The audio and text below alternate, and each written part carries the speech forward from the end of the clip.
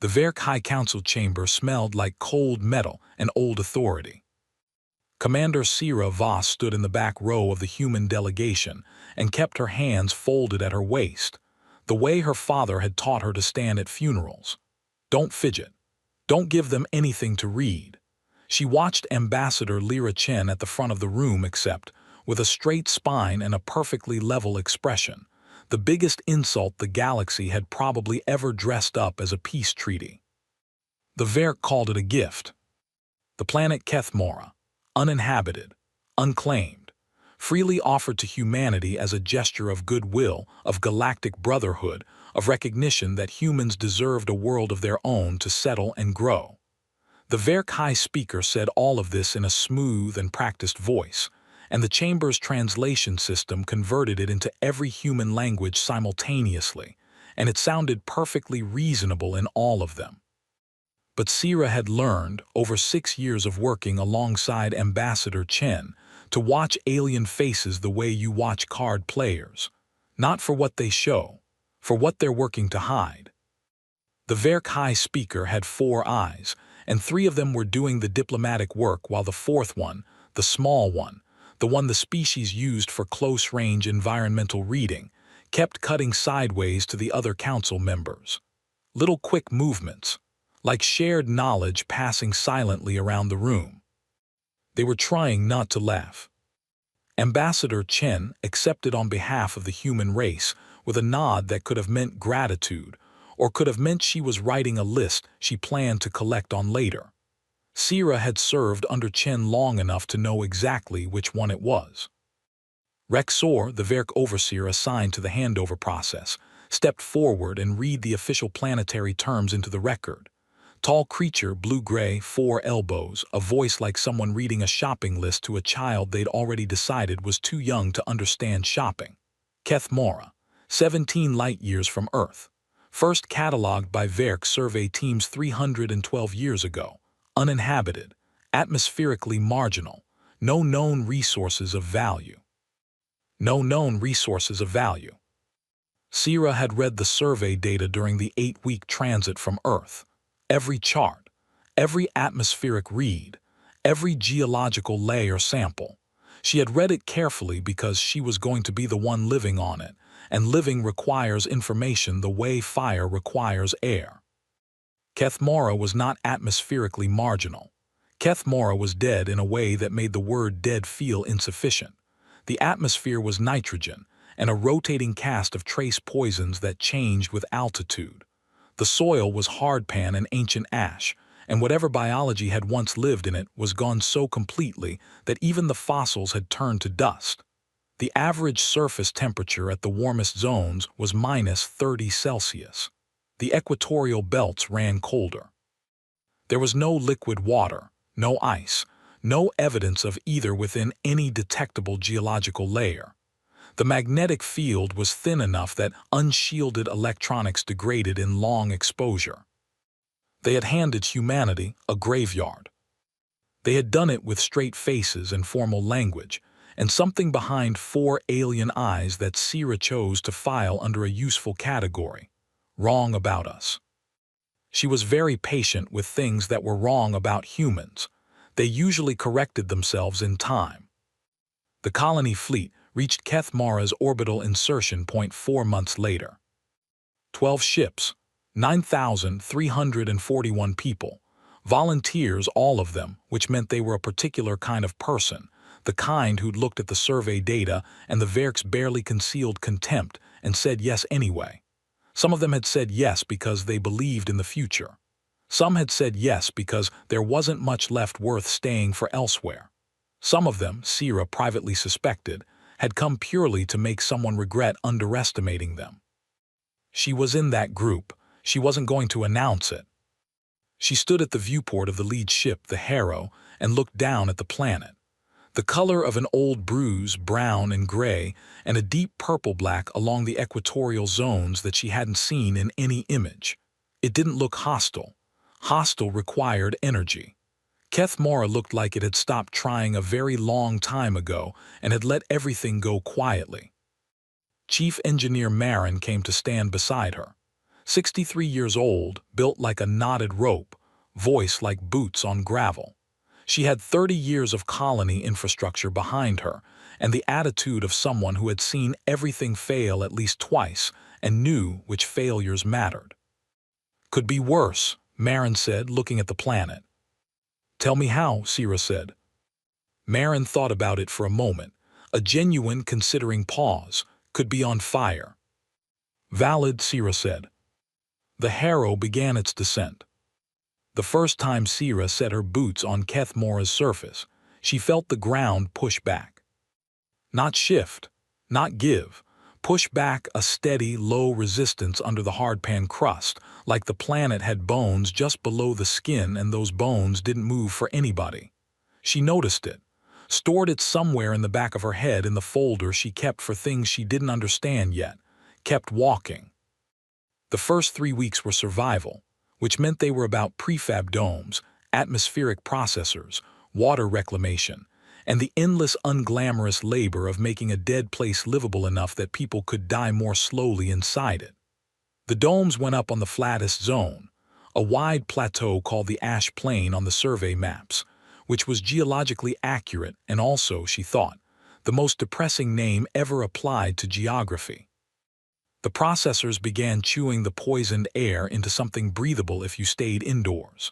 The reclamation rigs pulled water from mineral compounds, slow and expensive, producing water that tasted like old coins left in a jar. But it was water, which was the thing. Sira had watched 3 colony attempts fail before she'd gotten her commander's rank. All 3 had died the same death, ran out of water before they ran out of people willing to try. She put her best engineer on the reclamation rigs and her second best on backup systems for the first engineer, and she checked those rigs personally every morning at 600, before the daily briefing, before coffee, before anything. People died anyway. Not the water, the storms. Kethmora's surface winds built fast and without much warning. The planet's thin magnetic envelope made pressure fronts unstable, and a storm that looked like light weather on the sensors could hit surface-rated wind speeds that compromised standard suit seals in under an hour. A 4-person survey team went out on day 13 and got caught 3 kilometers from the perimeter. They found 3 of them when the storm cleared. The 4th they never found. "Suit integrity failure," the incident report said, as if the words explained anything at all about how a person just stopped existing. Sira wrote the casualty notifications, sent them home, went back to work. That was the job.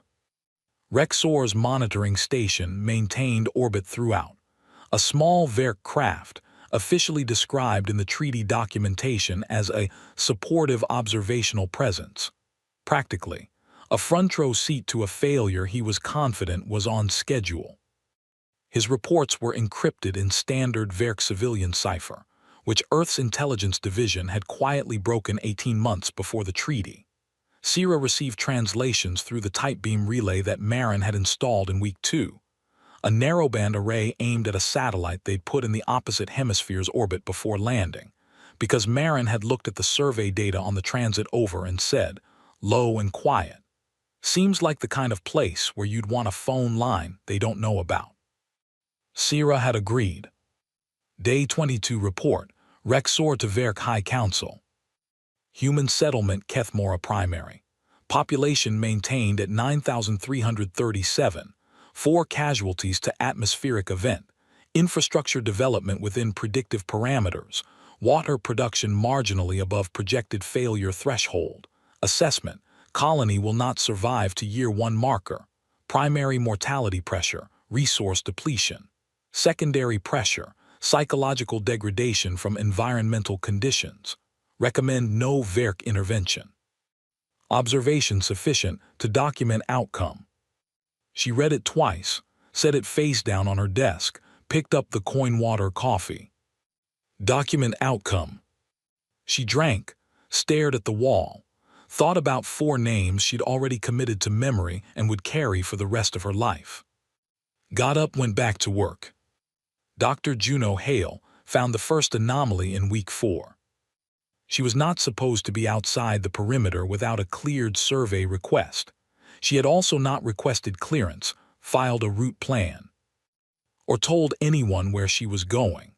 These facts were consistent with her entire 4 weeks on Kethmora, and Sierra had already developed a specific category for the kind of trouble Juno created, the kind that turned out to matter, which somehow made it harder to address without encouraging it. Juno was 29, geomorphologist with a secondary focus in xenoarchaeology, which until recently had been the most theoretically rich and practically empty field in academic science. She moved through the world like she was always slightly ahead of the question she was chasing, and she treated perimeter protocols the way cats treat closed doors, as interesting puzzles, not actual barriers. She appeared at Sierra's office door at 2100 hours, still carrying her helmet, pulling up a display on her wrist screen before the door had finished opening. "The ground is wrong," she said, "not as a greeting, as a data point." Sierra looked at the display she was already spreading wider. Topographical readings across the plateau's surface, taken 3 kilometers past the eastern perimeter. Define wrong. "Look at this first." She pulled up a comparison, a similar dead world from the survey archive. The surface erosion patterns were irregular, random distributions, the way geology looks when nothing planned it. Now look at Kethmora. The second image had lines in it, not obvious, blurred by centuries of ashfall and storm erosion, but consistent, repeated, directional in a way that natural forces alone didn't produce. And in 2 locations, angles that were too exact to be chance. Right angles, buried under dust and time, but there. "Wind," Sierra said. "Wind doesn't make right angles." Sierra looked at the right angles. She put them in the folder with the feeling of the ground pushing back. The folder was getting full. "Stay inside the perimeter," she said. Juno inhaled for an argument. "File a formal survey request in the morning. I'll approve it same day." The inhale stopped, with a full drone package. "And an escort." Juno's expression cycled through several things before settling on reluctant satisfaction. She left. Sierra looked at the right angles for another 10 minutes. Then she called Marin. "How deep can your ground-penetrating radar read?" she asked. 350, maybe 400 meters with the right soil conditions," Marin said. She sounded like she'd been awake. She usually was. "Get it ready. We're running a formal survey on the eastern plateau." A pause, then, "Found something?" "Maybe," Sierra said. "Probably, I don't know what yet." "Best kind," Marin said. The formal survey team went out the next morning. Juno, 2 geologists, Marin with the ground-penetrating rig, and 3 security personnel, because Sierra was not sending people into unknown ground without eyes watching the perimeter. They came back 6 hours later with 700 gigabytes of data and faces that had gone very quiet.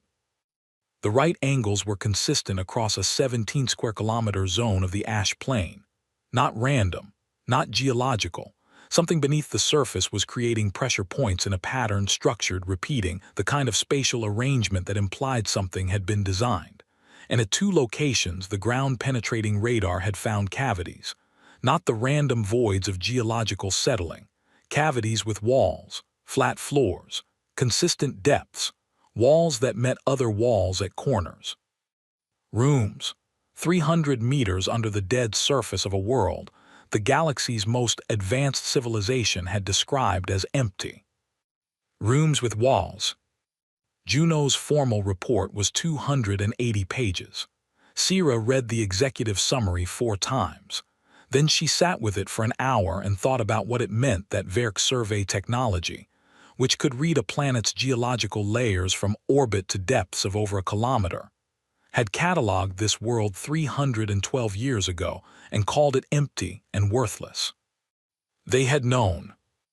They had known something was here, and they had given the world to humanity anyway. She thought about the 4th way to read that fact. The 4th way sat in her chest like a stone. She called a full council meeting. The council met in the main dome's common area because the prefab priority list had correctly ranked breathable air and drinkable water above conference facilities. 12 department heads around 3 tables pushed together, coffee that tasted like the planet, and a display showing the ground-penetrating radar image of something large and structured, and 300 meters below the ground they were standing on. Sierra let them read it. The silence had weight. Marin spoke first. She always did in silences that needed breaking. How deep does it go? We can confirm 300 meters, Juno said. The radar hits its limit there. The structures may continue below that. We don't know.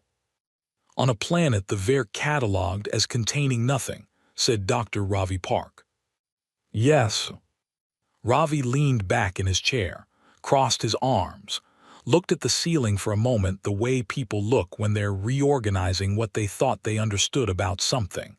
That's a very specific kind of interesting. Sierra looked around the table. 12 people, all tired, all carrying 30 days of hard, cold planet behind their eyes, all looking at the display like it had just changed the terms of why they were here. We're going to dig, she said. Nobody argued, not one voice. Outside, the wind hit the dome walls in long, slow pulses, rhythmic, consistent, the same interval every time, no matter how the storm's intensity shifted. Like something was breathing under the ground. Sierra looked at the radar image and thought about right angles buried under 300 meters of a world that had been called worthless by someone who had known, 300 years ago, that it wasn't. She thought about Rexor up in his comfortable orbit, writing his careful reports about a colony that wouldn't last a year. She thought about what it would mean to prove that wrong. The ground pushed back under her boots.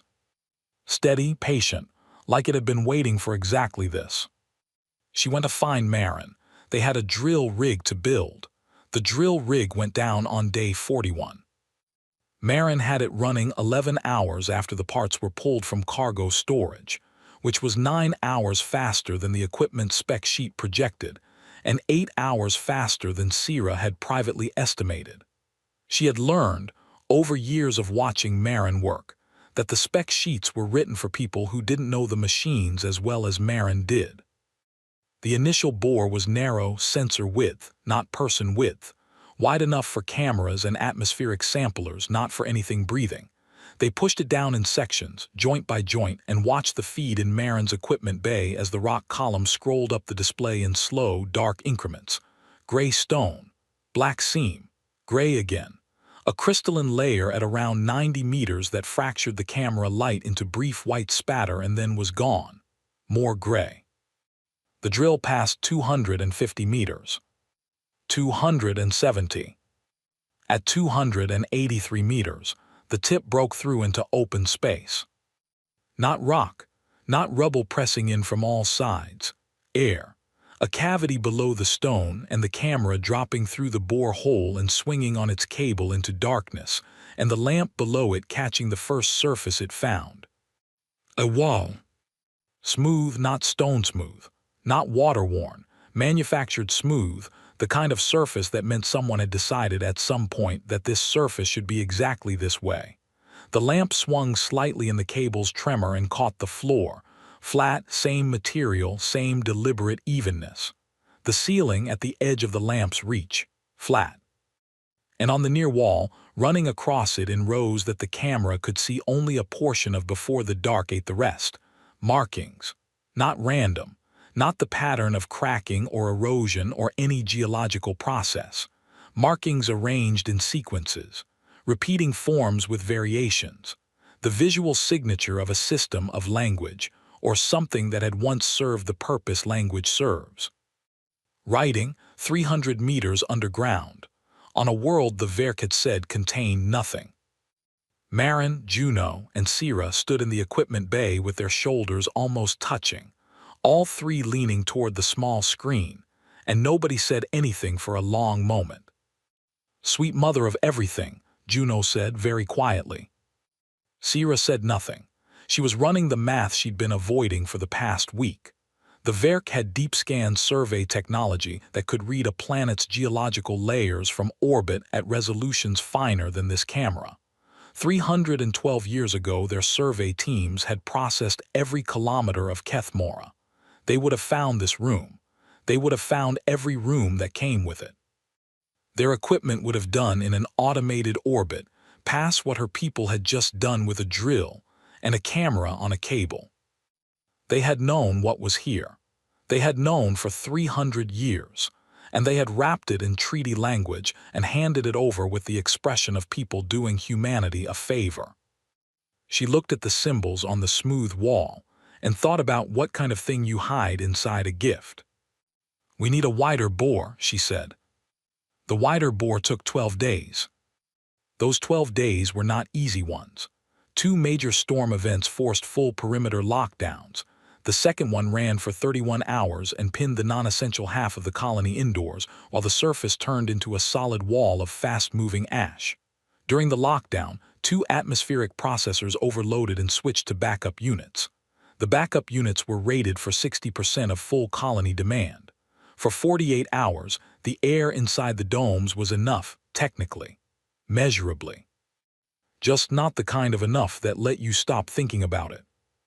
Sierra walked the processor bays every 4 hours during the lockdown, not because she could fix anything Marin couldn't fix, because the engineers in those bays needed to see someone walking toward the problem instead of away from it.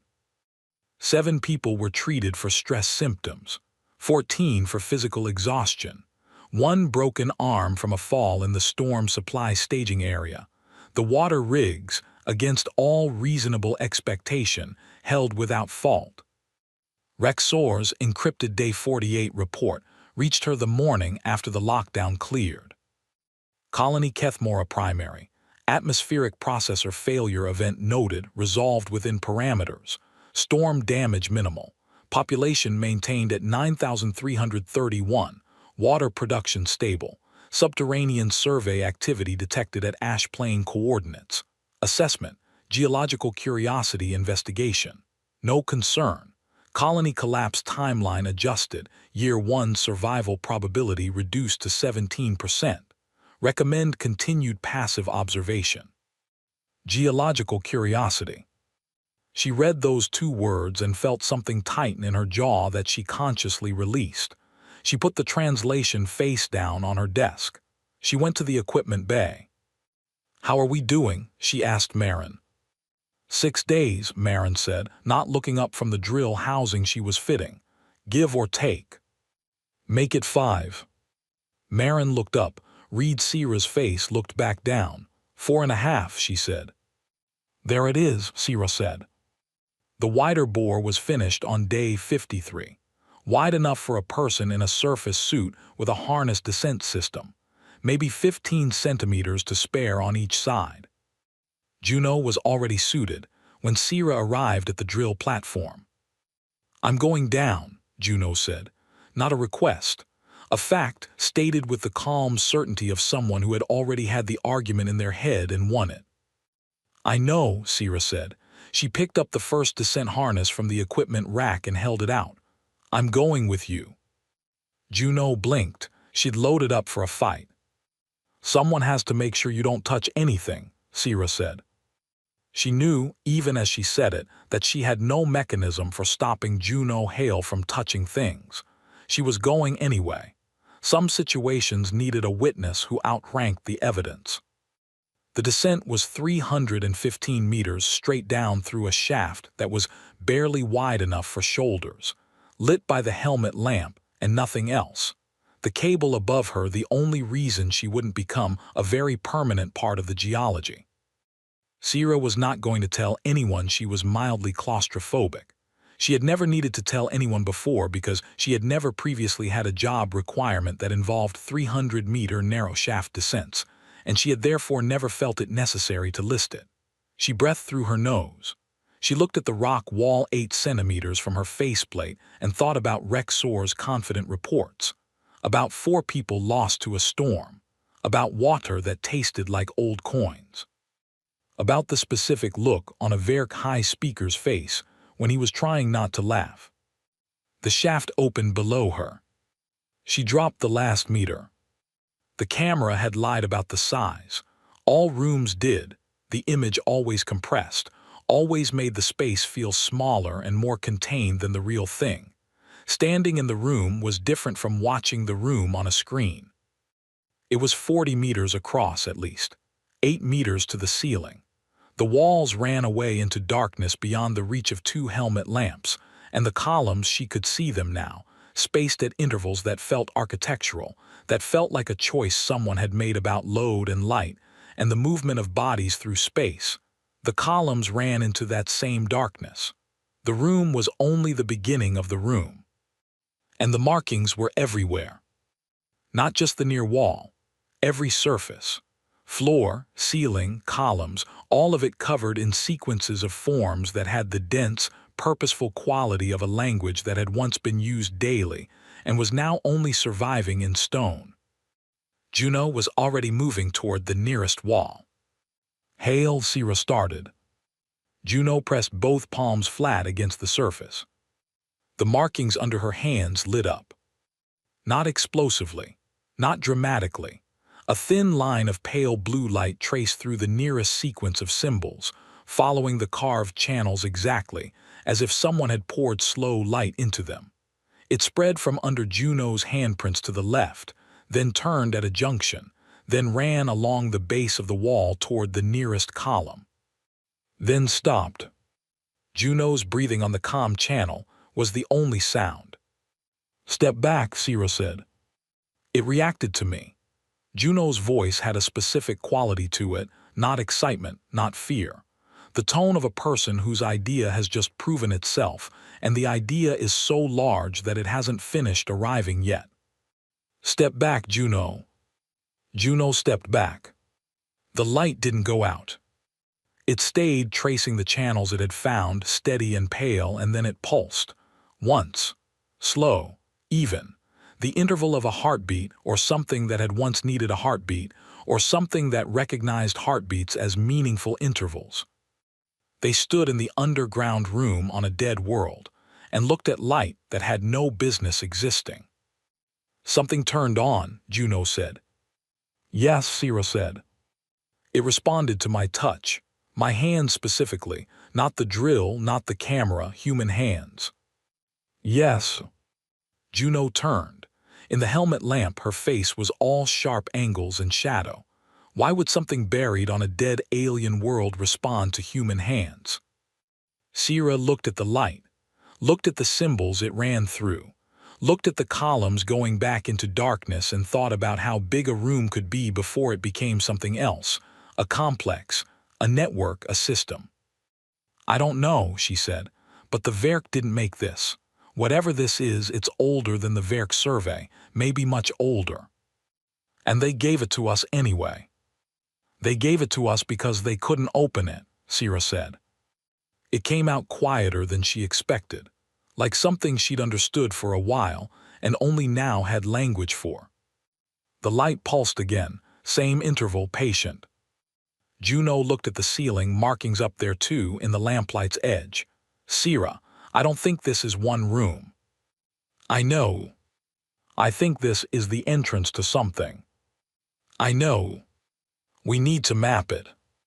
"We will." They ascended. The light behind them stayed on. The formal report went to Earth Command through Marin's private relay Tightbeam, the channel that Rexor's monitoring equipment wasn't pointed at. Camera footage, sensor logs, the exact temperature of Juno's hand contact points on the wall, the chemical composition of the atmosphere in the underground chamber, which turned out to be breathable, not Earth standard, but not toxic either, as if it had been maintained by something that expected to have visitors again eventually. Earth Command's response came back in 6 hours and 40 minutes. 3 words: "We are listening." Enough. Over the next 11 days, the light in the underground chamber changed. It didn't spread to new sections of wall. It deepened, got more present, more intentional seeming, like a signal strengthening as the source warmed up.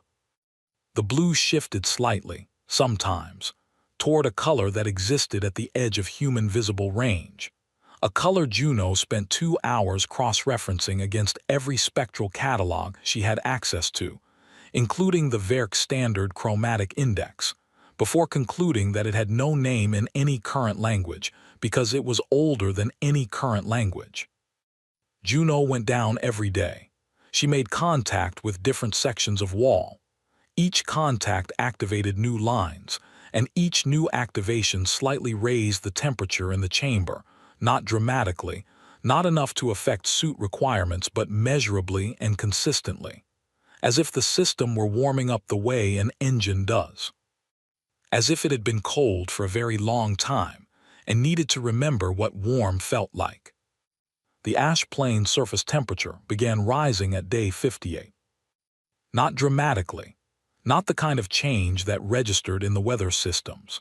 The kind that only showed up if you were checking ground contact temperature at the same coordinates every morning, which Sira was, because she was the kind of person who checked the same measurements every morning because the thing that kills you is always the thing you stopped watching.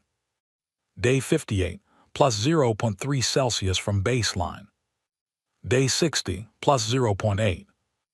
Day 62, plus 2.1.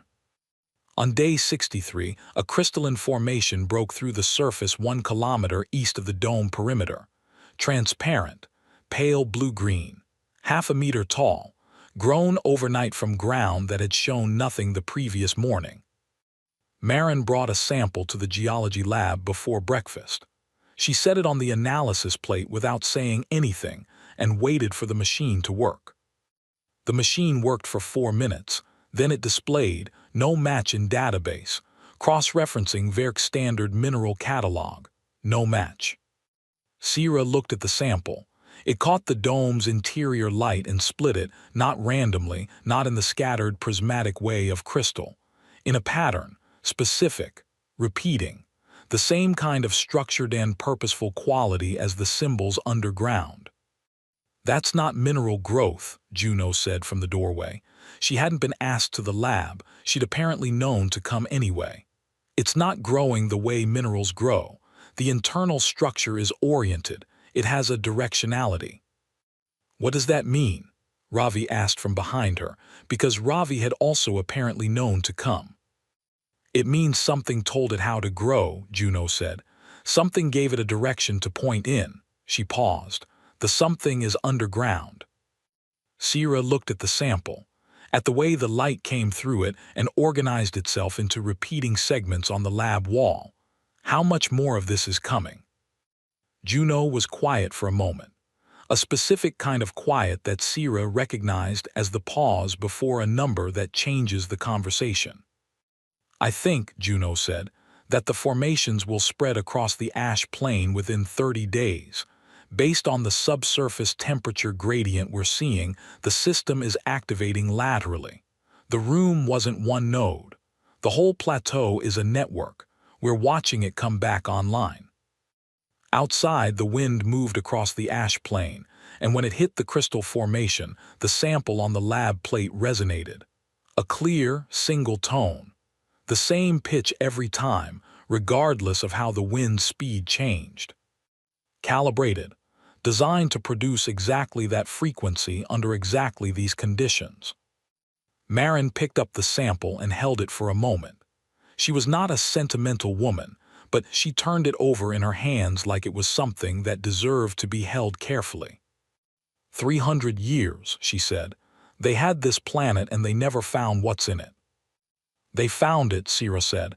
"They couldn't do anything with it." Marin looked at her, "And we can."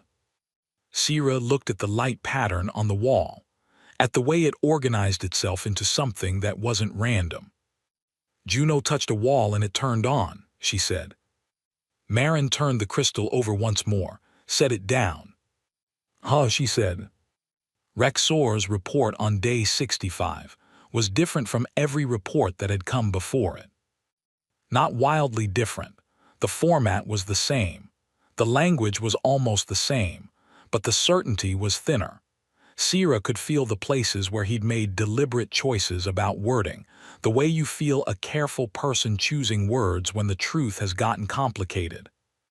Geological anomaly detected on Kethmora surface. Organic crystalline formations, origin unclear, appearing at surface level in ash plain zone. Subterranean temperature variance detected across same zone, source unidentified. Human colony has initiated expanded subterranean survey at depth. Nature of survey, objective unclear from external monitoring. Recommend VERC Council review of full planetary classification file. Possible reclassification required. Recommend inquiry into historical survey data. Recommend inquiry into historical survey data. He was telling his own council to go look at what they'd already looked at, because something was happening that their historical survey data had told them couldn't happen, and he was doing it carefully, in language that didn't explicitly say, "I think the humans found what we buried here," but had enough gaps in it that someone reading carefully could fill in those gaps themselves. He was scared, not of humans, of what was in the ground. He had been scared of it for 300 years, maybe, or however long the Verk had known about it and decided to leave it sealed. And then they'd handed the key to humanity. Not knowing humans were the key. Sierra sat with that for a long time. Then she called Juno. "How fast can we map the rest of the underground complex?" "Faster than anyone expected," Juno said. "How much faster?" A pause, the sound of someone already pulling up plans. "What's the deadline?" Sierra looked at Rexor's careful, frightened language. "Assume someone's going to want to stop us eventually." "Then we have about 30 days before they realize we can't be stopped," Juno said. "I'll work faster." The crystal sample on the lab table caught the light and sang its single calibrated note into the quiet room, and the note didn't echo. It traveled through the floor, down, to whatever was waiting below. The crystal formation spread across the ash plain in 22 days. Not slowly, not the way geological processes moved, cautious, over millennia, patient as erosion. They grew the way a fever rises, committed, directional, something in the body deciding it was time to make itself known. By day 70 of the colony, the eastern plateau was threaded with them. Pale blue-green spires breaking the dead gray surface at irregular intervals, ranging from hand height to nearly 3 meters tall, all oriented the same direction, all resonating at the same fundamental frequency when the wind moved through them. The ash plain, for the first time in whatever span of time had passed since it had been alive, sounded like something. Juno had mapped 43 distinct underground chambers in the first 2 weeks of expanded survey work. 43 rooms, and each room connected to at least 2 others, and the connections ran deeper than the ground-penetrating radar could follow, and the total footprint of the complex she'd confirmed was already larger than the entire surface area of the colony's dome cluster. She stopped filing individual room reports on day 72 and started filing a single daily summary, because the volume of data had outgrown the format. The summary on day 73 had a line in it that Sierra read 4 times before she was satisfied she hadn't misread it. Revised total estimated complex area, 340 square kilometers minimum. Depth, confirmed to 600 meters, likely extends further. Temperature delta from baseline across confirmed complex zone, plus 11 Celsius and rising. The complex is not warming passively. It is generating heat. Generating heat. Something 300 meters underground on a dead world was producing energy. Actively. Because someone had turned lights on, and the lights had told the rest of the building it was time to wake up. Sierra walked out to the eastern perimeter on day 73 morning and stood at the edge where the dome cluster ended and the ash plain began, and she looked at what the plain looked like now. It looked different.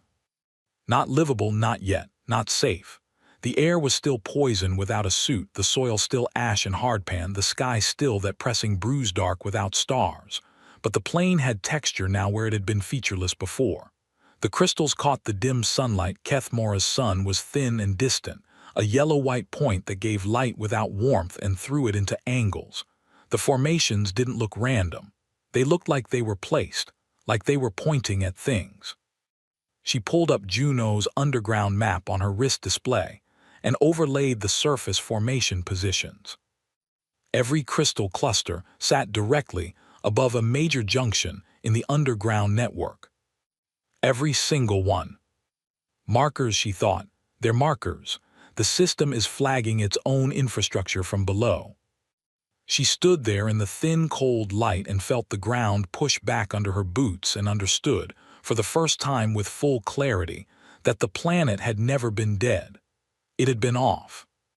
Rexor descended from orbit on day 78. He hadn't announced it. The first notice Sira got was from the external sensor array, a small Verk shuttle, standard diplomatic configuration, entering the atmosphere on a trajectory toward the colony. She had 12 minutes of warning. She used 4 of them to brief her department heads. Stay calm, say nothing about the underground complex unless directly asked, and let her do the talking. She used the other 8 to stand at the dome's main airlock and think about what Rexor's face was going to tell her when he stepped through. The shuttle landed on the flat ground outside the eastern perimeter. He came through the airlock in a Verk environmental suit, lighter than the human surface gear, built for a species that could tolerate broader atmospheric ranges. And he was alone, which was unusual for a Verk diplomatic contact. When he took off his helmet inside the dome, Sira looked at his face.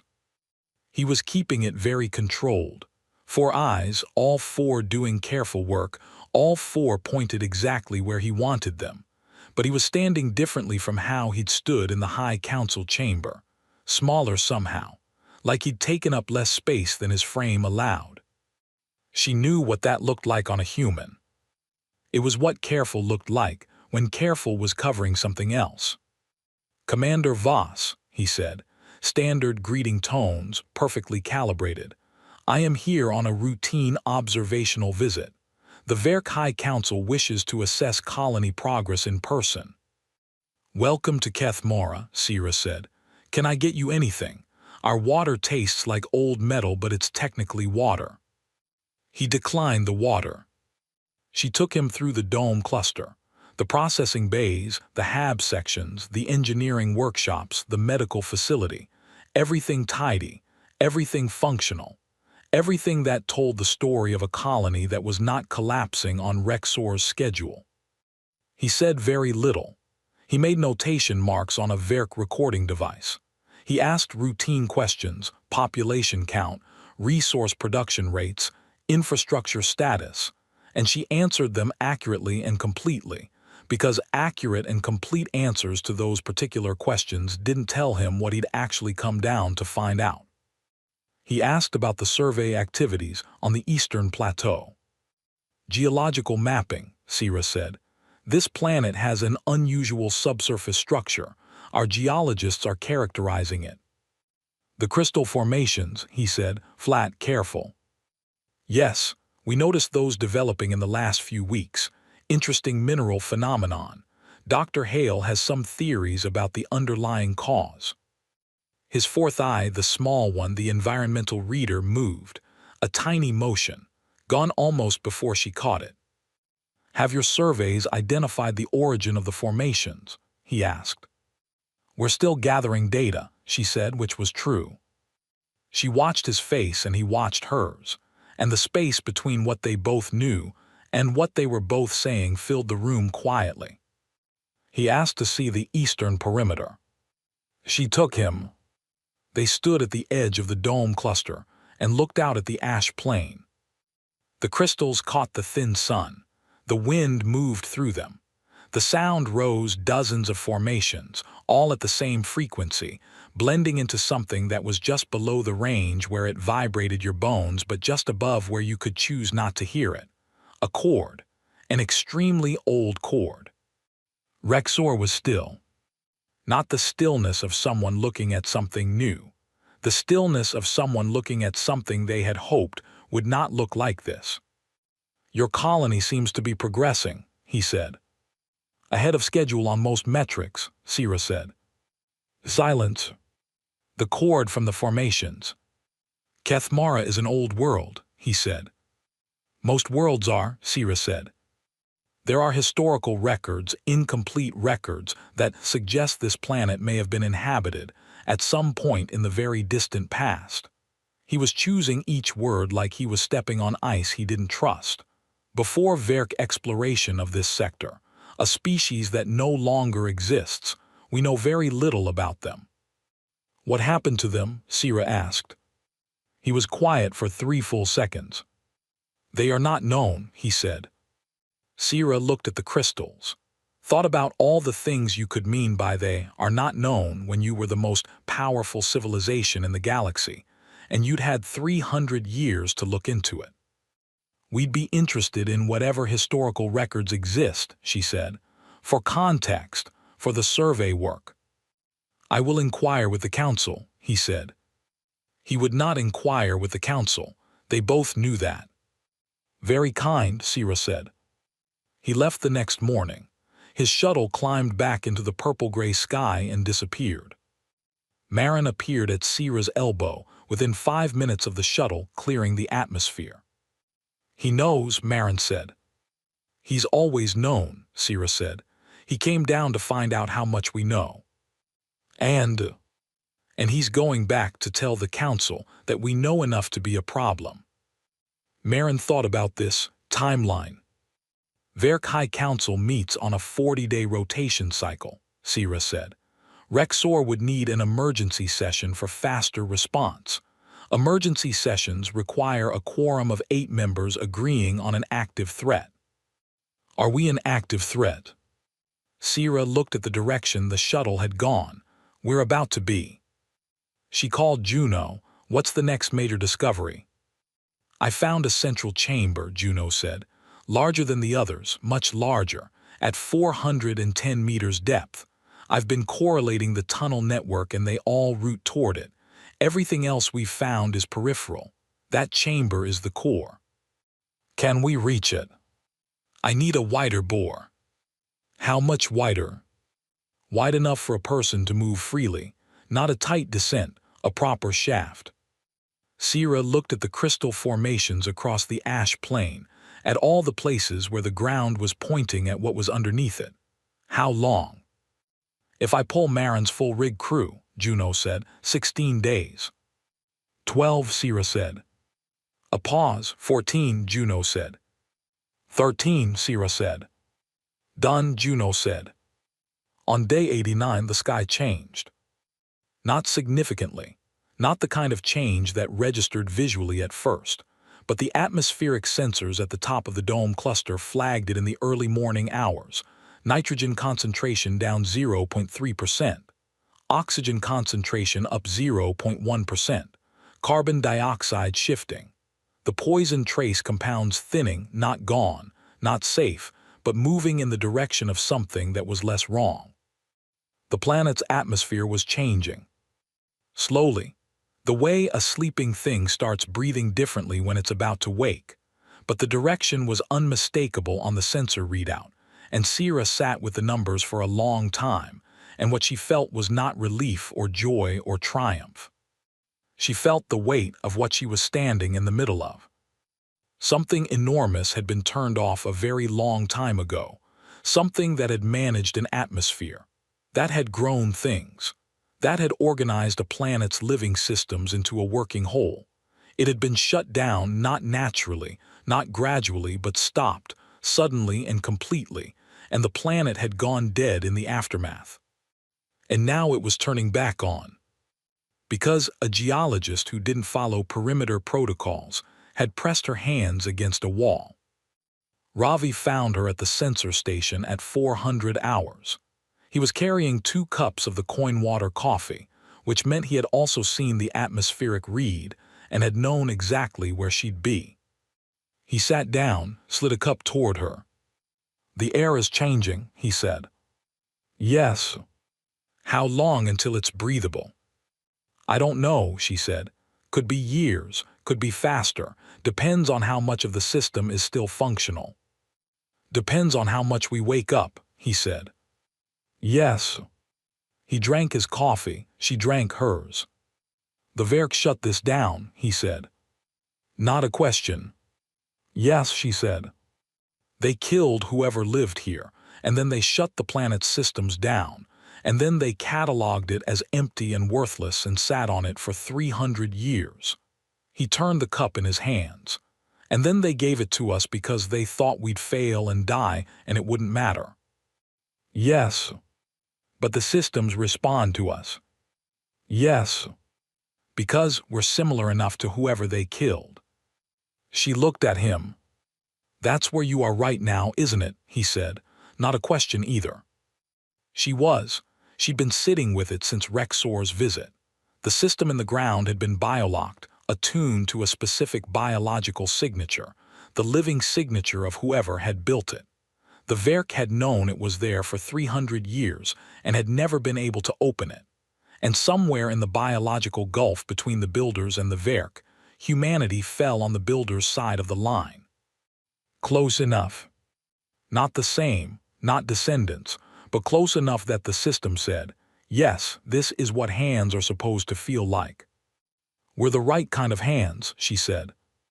Ravi looked at his own hands around the cup. They gave the vault to people who turned out to be the key, he said.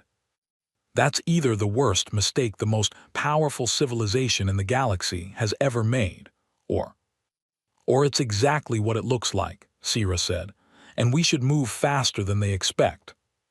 He nodded, got up, took his cup. At the door, Juno's boring that shaft day and night. I know, Sira said. I added 2 medics to the rotation, in case. Good. He left. The sensor display blinked its quiet numbers. Atmospheric change, incremental and certain. Outside on the ash plain, the crystals sang.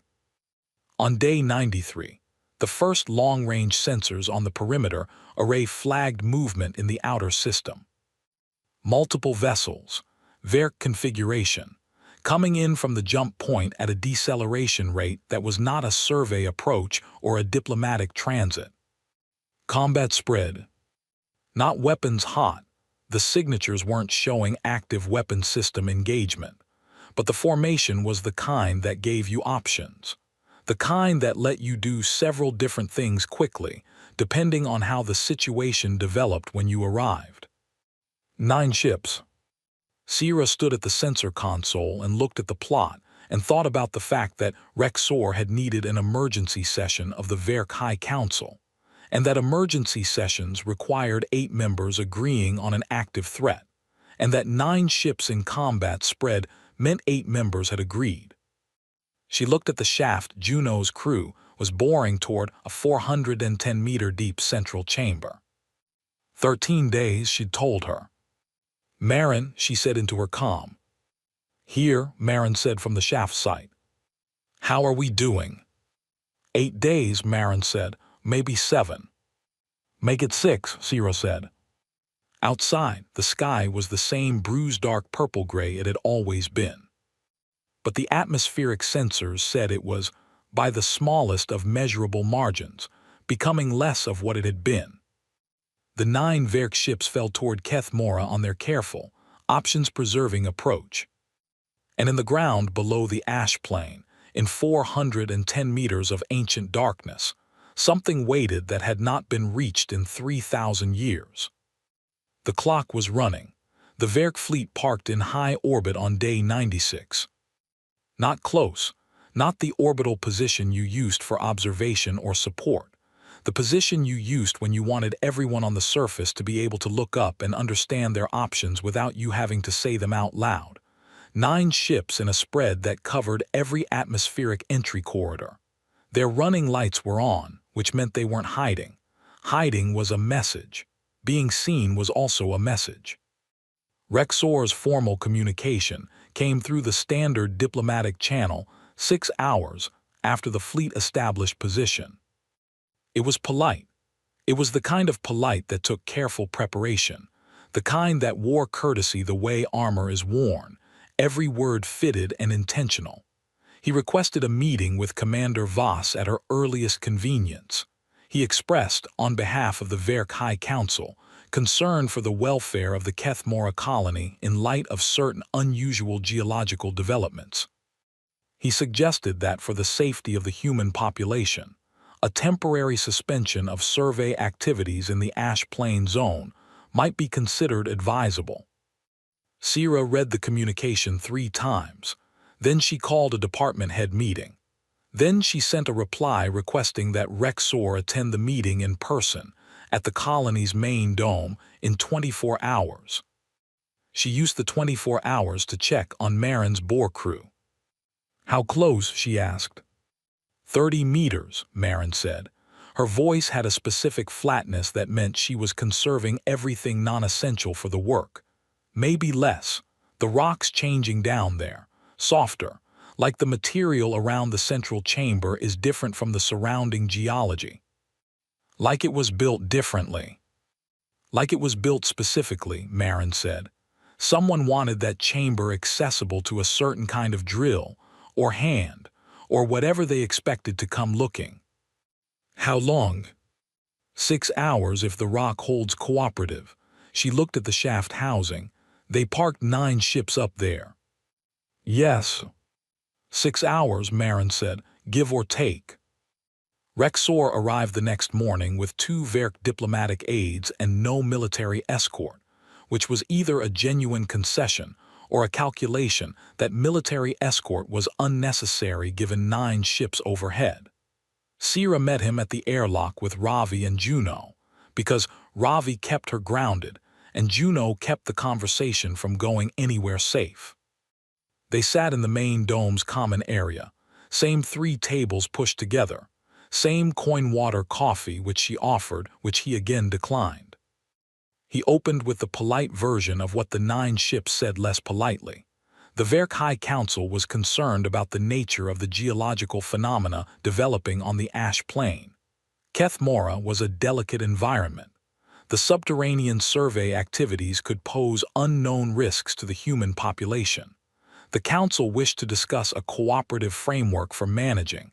He used the word managing the situation responsibly. Sierra waited until he was done. "What situation?" she said. He looked at her. "You said the situation," she said. "I want to understand what we're managing, our survey of a planet you gave us or something else." "The geological activity is accelerating in ways that may pose safety risks," he said. "The atmospheric processors are running at full capacity and the air quality in the dome cluster is nominal," Sierra said. "Our medical team reports no increase in health events. The crystalline formations on the surface pose no physical danger to the colony. Our subsurface survey has confirmed no geological instability." She paused. "What safety risk are you referring to?" Rexor was quiet for 3 seconds. In those 3 seconds, Sierra watched his face do something that well-controlled Verk faces very rarely did. It reorganized. The diplomatic arrangement shifted. Something underneath it moved. He was going to try the direct approach. "Kethmora's planetary file," he said, "includes historical notation of anomalous subterranean structures dating from our initial survey 312 years ago. The origin of those structures is uncertain. The Verk High Council has reason to believe that engagement with those structures by unauthorized parties could have consequences that extend beyond Kethmora's local environment." Unauthorized parties. Juno, across the table, made a sound that was not quite a word. Sierra caught it with a look. "You knew about the underground structures when you offered this planet to humanity," Sierra said. Not accusatory, level, like she was checking a map coordinate. "The structures were noted in the planetary file as of uncertain origin and—" "You knew," Sierra said. Another reorganization on his face. "The structures were believed to be inert," he said, "non-functional, historical artifacts of a species that no longer exists. There was no anticipated risk of activation," Sierra said. The word landed between them. Silence from the two diplomatic aides. Silence from Juno, who was vibrating with the effort of staying quiet. Silence from Ravi, who had gone very still the way Ravi went still when he was recording everything in his memory for later. The Verk High Council, Rexor said carefully, requests that all human survey activities at depth be suspended immediately, pending a joint review of the planetary file and a formal agreement on the management of any subterranean discoveries. Sira looked at him. No, she said. He blinked all four eyes in sequence. Commander Voss, the Council's position.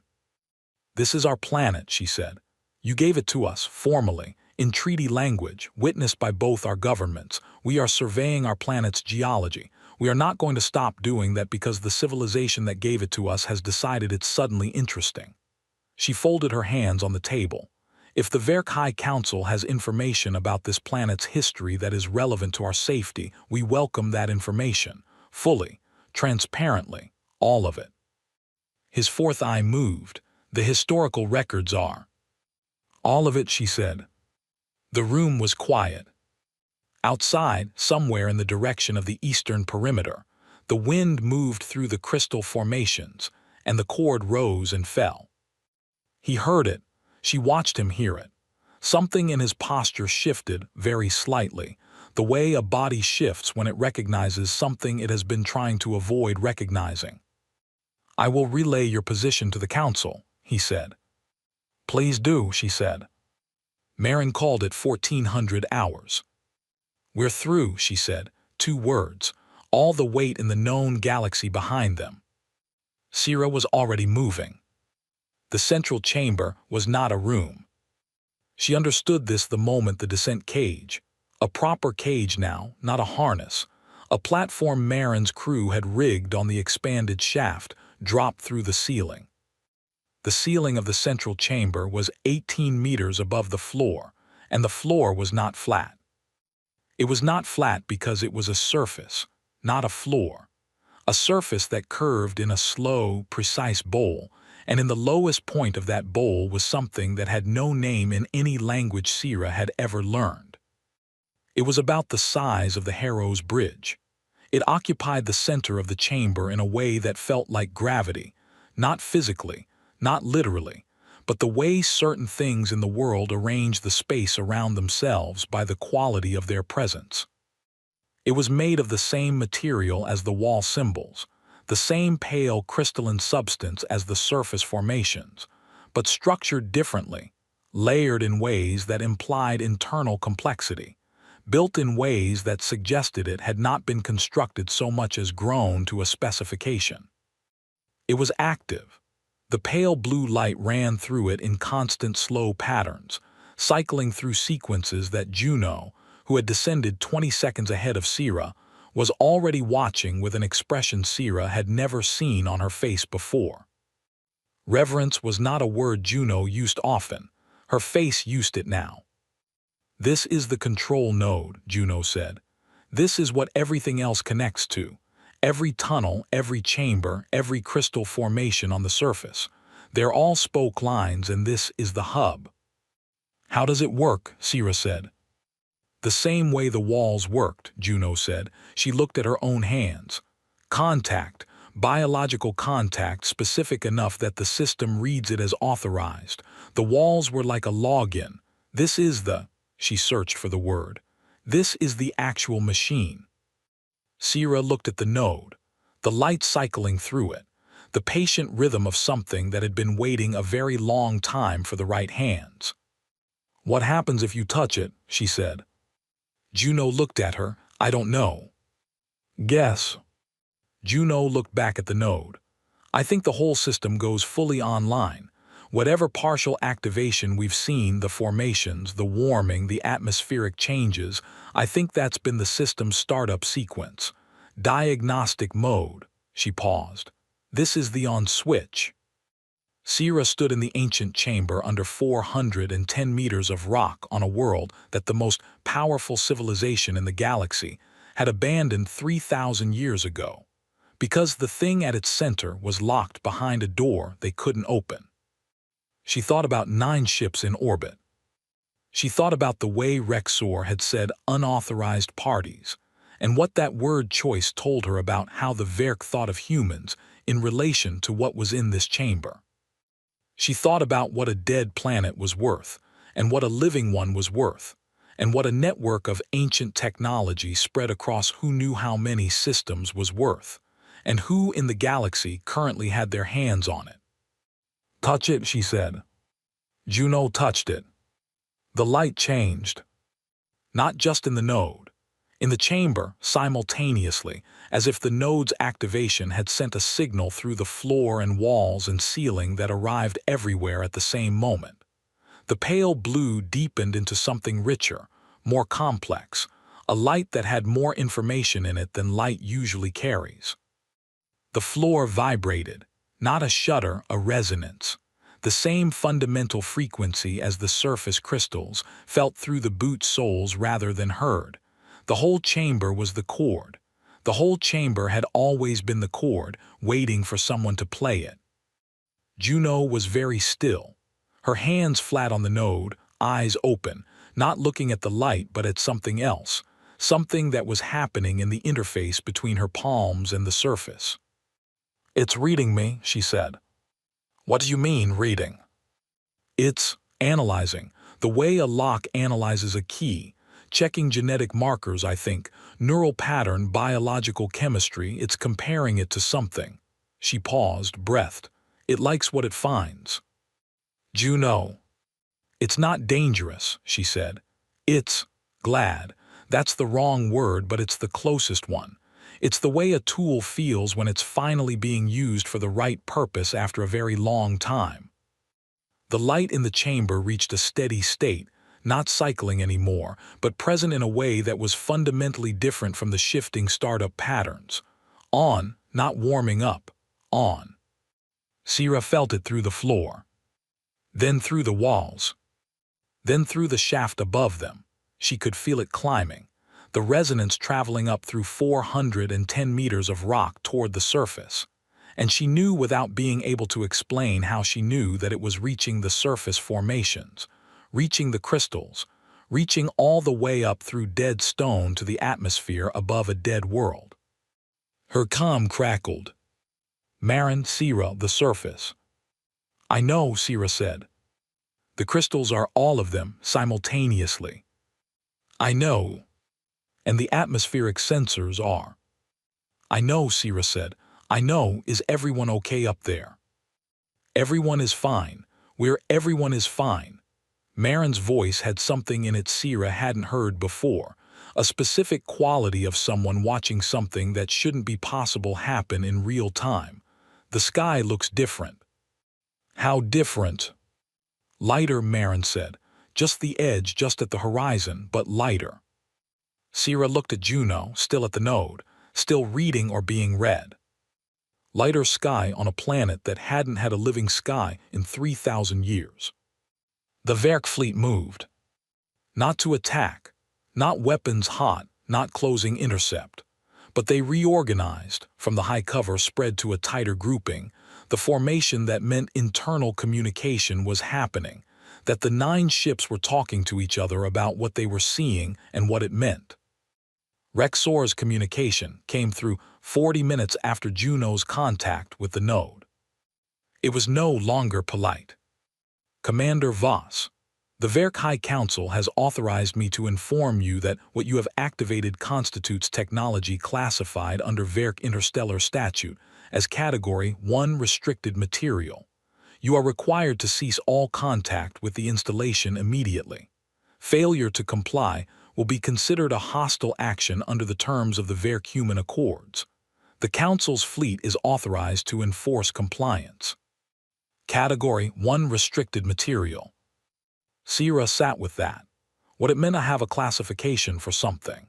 What it meant to have maintained that classification for 300 years, and to have given the land above it to a species you expected to fail and disappear, and to now be watching from 9 ships in orbit as something you had kept dark for 30 centuries came back on at the hands of the species you'd dismissed. She wrote her reply carefully. "Rexor, Keth Mora is human territory under the terms of the formal treaty signed by both our governments and witnessed by 7 independent galactic entities. Whatever exists in Keth Mora's subterranean geology is part of that territory and falls under human authority. We are conducting lawful survey and assessment of our own planet. We have no obligation to cease any activity.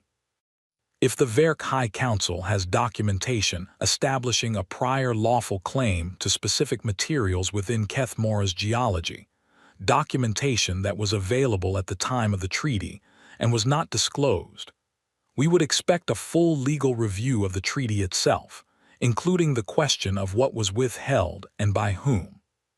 She scented. She went back to the surface. The horizon was lighter, not by much, not enough to see color in it yet, but lighter. She stood at the perimeter and looked at the ash plain and thought about 30 centuries of dark, and what the first edge of light at the horizon of a waking world looked like. The 9 ships sat in orbit. They didn't fire. She hadn't thought they would. What was in the ground wasn't a weapon. It was something older and more important than a weapon. And somewhere in the Verk High Council, 8 members who had agreed on an active threat were now looking at their sensor readings from orbit and understanding what active actually meant. Not a threat. An inheritance. Sitting in the hands of the species they'd written off. The crystals on the plane rose and fell with the cord, and the cord had harmonics in it now that it hadn't had before, deeper, richer, a sound made of something more than wind and crystal. The planet's own frequency, coming up from below. The planet breathing. For the first time in 3,000 years, the Verk fleet stayed in orbit for 11 days without firing a single weapon. This was not patience. Patience implied a choice being made. What happened in those 11 days was not a choice. It was the Verk High Council coming to terms with the fact that they had no good option, and the coming to terms took 11 days because when a civilization has operated from a position of absolute superiority for several thousand years, absorbing the loss of that position requires a significant internal reorganization. Sierra knew this because she'd watched the fleet's formation change 5 times in 11 days. Each change was a shift in consensus aboard those 9 ships, a different calculation about what was possible, what was advisable, what the costs were of various actions. Combat spread to diplomatic positioning, to observation spread to a holding pattern that had no real tactical name because it was what 9 ships looked like when they weren't sure what they were anymore. She watched the fleet position changes the way she watched the water rig output. Every morning, the same time, logging the changes, nodding the direction. Every change moved them further from the configuration that meant we are about to do something forceful. She had known it would. Not because the Verk were peaceful, 3,000 years ago they had not been peaceful, but because what was in Keth Mora's ground was not something you could reclaim by force. You couldn't unactivate it. You couldn't confiscate the key once the key had already opened the door. The planet's systems were running. The network was online. The biological authorization had been given and recorded in something that didn't have an admin override. The Verk had one option, and it was the option they'd never used with humanity before. Rexor called on day 11. The Verk High Council is prepared to discuss a framework, he said. His voice had changed, still controlled, still careful, but the specific quality that had underscored his entire relationship with humanity, the quality of a patient adult dealing with creatures that would eventually stop being relevant, was gone, replaced with something more level, more like the tone you used when you were talking to someone whose position in the room had shifted and you were adjusting for it. "I'm available this afternoon," Sierra said. She was deliberately not smiling. Some things didn't need to be rubbed in. They met in the common dome again. Same 3 tables. Same terrible coffee, which this time Rexor accepted. He held the cup for a long time without drinking from it, which she suspected was the Verk equivalent of a gesture. He had 2 aides. Sierra had Ravi, Juno, and Marin, because Marin had built the shaft that had reached the chamber and was therefore as present in this moment as anyone. The framework Rexor proposed was dense with language that tried to preserve the appearance of Verk authority while conceding the practical reality of what had changed. Joint oversight committees, shared access protocols, collaborative management of any network connections that extended to systems beyond Kethmora's local space. Sira let him finish. Then she said, "Tell us what it is, all of it, what the Elhari built." The name landed on the table between them like a stone, dropped in still water. He looked at her. "Elhari," he said. "That's what the language is," Juno said. She'd been working the symbol catalog for 2 months with a linguistic AI built specifically for the purpose. It's what they called themselves. It's in the foundational headers of the system architecture. Elhari. This was their world. Rexor set down the coffee cup, looked at the table, looked up. "Yes," he said. "What happened to them?" Sira said. The silence lasted long enough that she began to think he would not answer. Then, 3,040 years ago, the Verk encountered the Elhari for the first time. The Elhari occupied 17 worlds and maintained a network infrastructure that connected them: energy distribution, atmospheric management, communication, navigation. A living network, managed by the planet nodes of which Kethmora was one. He paused. There was conflict. The nature of the conflict is complex. The outcome was that the Elhari were gone from all 17 worlds within 40 years. "Gone," Juno said. "Gone," he said. The word sat in the room. "And Kethmora," Sira said. Kethmora was their foundational world, the first node of the network, the central node, in fact, the one from which all others were managed. Without Kethmora's core, the rest of the network went offline. The Verk attempted to access it for several decades after the conflict. The system would not respond to Verk biological authorization. It had been built for Elhari hands. He looked at the table again. Eventually, the decision was made to classify the planet and the installation as inactive historical material and move forward. "And 300 years ago," Sira said, "you surveyed it." "Yes, the installation remained inert. We determined that without the correct biological key, it would remain inert indefinitely." He paused. The probability of encountering a species with sufficient biological similarity to Elhari to trigger authorization was calculated as extremely low. "How low?" Ravi asked. Rexor looked at him. "Astronomically low," he said. "In 40 years of conflict and 3,000 years following it, the Verk had never encountered any species that the system recognized." "And then you gave the planet to us," Sira said. "The projections for colony survival were." "You thought we would fail," Sira said. "You thought we would struggle for a year and die, and the planet would stay locked, and the problem would stay solved." He didn't answer. He didn't need to. "Instead," Sira said, "we are apparently the right kind of hands." The silence after that lasted a long time. The full scope of what the Elhari network meant reached Earth Command 2 days later, when the connection logs from Kethmora's central node were transmitted via Juno's analysis system. 17 worlds. 17 Elhari network nodes, dormant for 3,000 years, that had come back online when Kethmora's central node activated. Not all functional, some dead in ways that couldn't be corrected, some operational but in need of significant work, some apparently intact and simply waiting. The network's self-diagnostic was running across all 17 simultaneously, and the data it was generating was filling the colony's server storage at a rate that required Marin to build 3 additional storage units in 48 hours. What the Elhari had built was not just an atmospheric management system, not just communication infrastructure. It was a planetary engineering framework. The ability to manage weather, soil chemistry, atmospheric composition, temperature regulation, geological survey from orbit, all of it built into a network that covered 17 worlds. built to make planets livable, built to make dead places bloom. Earth Command sent a response that was, for once, brief. We are sending 30 ships, hold everything. The first thing to grow on the ash plain appeared on day 107. Juno found it during her morning surface walk. She did a surface walk every morning now without the suit, because the atmospheric processors had been supplemented by the planet's own systems, and the air outside was thin and cold but breathable, technically, if you were healthy and didn't push it. She came back from her walk before breakfast and set a small container on the lab bench without saying anything.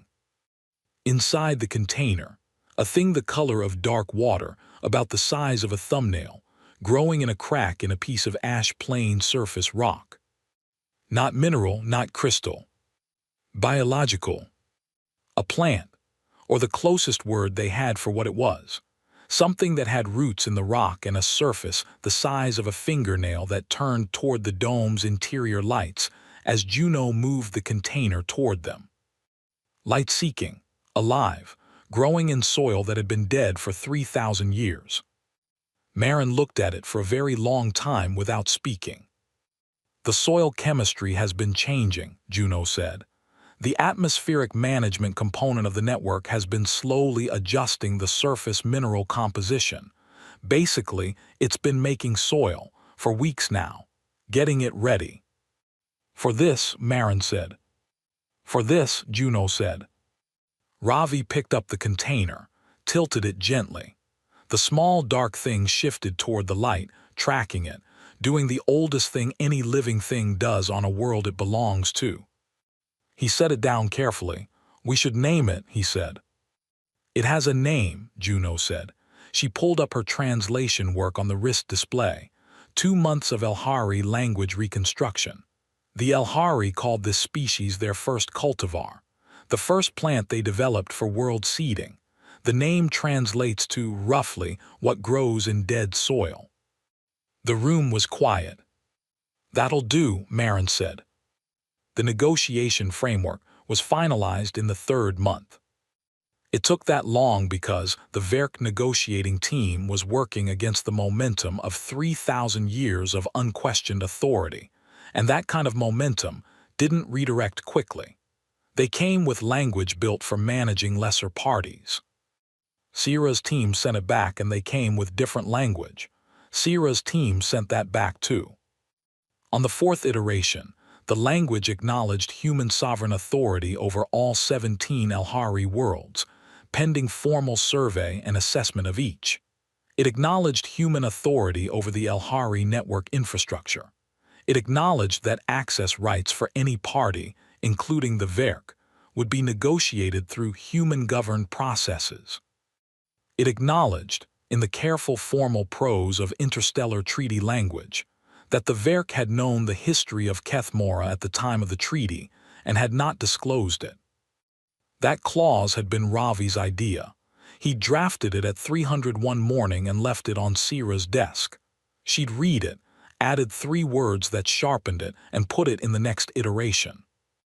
The Verk had argued against that clause for 2 full weeks. It was in the final document. Rexor came to the colony for the last time on the day the treaty was signed. He arrived without aides, sat at the 3 pushed-together tables, accepted the terrible coffee without being offered it, which meant he'd gotten used to it at some point without noticing. The treaty signing itself was brief, a formality at that point. Both governments had already ratified it electronically. The in-person ceremony was for the record and, Sierra suspected, for something else, for the weight that ceremonies carry that documents alone don't. After it was done and the recorders were off, and the aides and diplomatic staff had cleared the room, Rexor remained. Just him and Sierra and the terrible coffee. "May I ask a question?" he said. "Yes," she said. "How did you know," he said, "that touching the wall was safe?" Sierra thought about Juno's unsanctioned survey run, about the right angles in the dust, about a woman who didn't ask permission before doing things that mattered. "We didn't," she said. He absorbed that. You proceeded without knowing the outcome. We proceeded because the alternative was doing nothing, she said. And doing nothing on a planet people were telling us was worthless was the one thing we couldn't afford. He was quiet for a moment. The Elhari, he said, were a species that built things to last. Everything they made was built to endure, to wait, to function when conditions were right. He turned the cup in his hands. They built the network to recognize their own, to wait for their own to return. But they didn't return, Sira said. No, he said, they did not. He looked at the coffee. You are not them. No, she said, we're not. But you are what came, he said. Sira looked at him. At four eyes doing something she'd never seen Verk eyes do, not calculating, not managing, not reading a situation for advantage. Just looking. Yes, she said, we are what came. He nodded once, stood, retrieved his helmet. At the door he stopped, didn't turn back. The species the Elhari most resembled genetically, he said, based on the biological samples we recovered from this world 300 years ago, the closest match in our records is human. He left. Sira sat with her coffee and that information for a long time. She went to the eastern perimeter on the evening of the treaty's signing day and stood where she always stood, where the dome cluster ended and the ash plain began, and she looked at what Keth Mora was becoming. The crystals were still there, more of them now taller, but they were no longer the most visible thing. The dark small ground plants had spread in the weeks since Juno's first finding slowly, carefully, doing what they had apparently been engineered to do for 3,000 years while waiting for the right soil. They spread along the base of the crystal formations, along the fissures in the hardpan. In every place where the ancient network had been adjusting the mineral chemistry, preparing the ground, doing patient long work toward a specific outcome. The sky was different than it had been on landing day. Not dramatically, not the kind of change that a photograph would catch immediately. The bruised purple was still there, the pressing dark of an atmosphere too thin to scatter light the way Earth did. But the horizon held color now that it hadn't held before. A thin line of something at the edge of the sky, not blue, not exactly. The specific color that exists at the very beginning of an atmosphere learning to be an atmosphere again. No word for it in any language currently in use. Juno had started writing it down in the Elhari translation notes, building toward a name. What grows in dead soil caught the last of the day's light at Sira's feet and turned toward it. 30 human ships were coming from Earth, carrying people and equipment and the immense organized energy of a species that had been handed a dead world as an insult, and had turned it into something the most powerful civilization in the galaxy was now negotiating to access. Old Marin came to stand beside her. She did that sometimes in the evenings, appeared without announcement, stood without explanation, looked at things. Water tastes better, Marin said. Yeah, Sira said. Still not good, Marin said, but better. Give it time, Sira said. They stood together and watched the thin new color hold at the horizon, the edge of a sky learning, slowly and seriously, what it meant to be alive again. Beneath them, in 410 meters of warm underground dark, the Elhari network ran its patient patterns through crystal and stone and 3,000 years of waiting. Marin picked up a piece of surface rock from the edge of the perimeter, turned it over. At the underside, where it had been in contact with the ground, a few small dark roots clung to it. She looked at them for a long time. Hell of a dead world, she said. Sira looked at the horizon, at the color with no name. Not anymore, she said. The wind moved across the ash plain. The crystals rose. The chord they sang was the same chord it had always been, but fuller now, rooted now, running through a world that was breathing instead of holding its breath. Somewhere in that sound, if you listened for it, you could hear what 3,000 years of waiting to be found felt like when the waiting was finally over. Not loud, not dramatic. Just present. the way all living things are present when they are finally, after everything, home.